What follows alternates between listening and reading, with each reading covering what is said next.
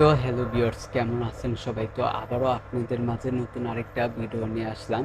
Like দিয়ে সম্পূর্ণ ভিডিওটা দেখতে থাকেন, চ্যানেলে নতুন হলে সাবস্ক্রাইব করবেন। তো গাইস, জিতের ভক্তরা কিন্তু শাকিব খানকে গাইস অপমান করতে চাই। তো এটা কিন্তু আমি দেখতেছি অনলাইনে, নেটের মধ্যে। তো এটা গাইস দেখে আমার একদমই পছন্দ হয়নি। তো এই বিষয়টা আমার কাছে একেবারেই জঘন্য লাগতেছে। তো শাকিব খানকে ছোট করতে চায়। ফুল ভিডিওটা দেখতে থাকেন, চ্যানেলে নতুন হলে সাবস্ক্রাইব করবেন। আসলে কলকাতার নায়ক, তো যাই হোক তাকে সুপারস্টার বলার দরকার নাই। তো কলকাতার নায়ক জিৎ, তো জিতের ভক্তরা কিন্তু শাকিব খানকে অপমান করতে চায়। তো এটা কিন্তু আমরা অনেকেই দেখছি এবং দেখতেছি। জিতও কিন্তু শাকিব খানকে নিয়ে অনেক কিছু বলে, তো আপনারা আগে দেখেছেনই। তো গেস, আমি জিতের ভক্তদের একটা কথাই বলবো যে শাকিব খানের 1 বছরের রেকর্ড জিত পারলে 5 বছরে ভেঙে দেখাক শাকিব খানের রেকর্ড। আসলে কি বলবো,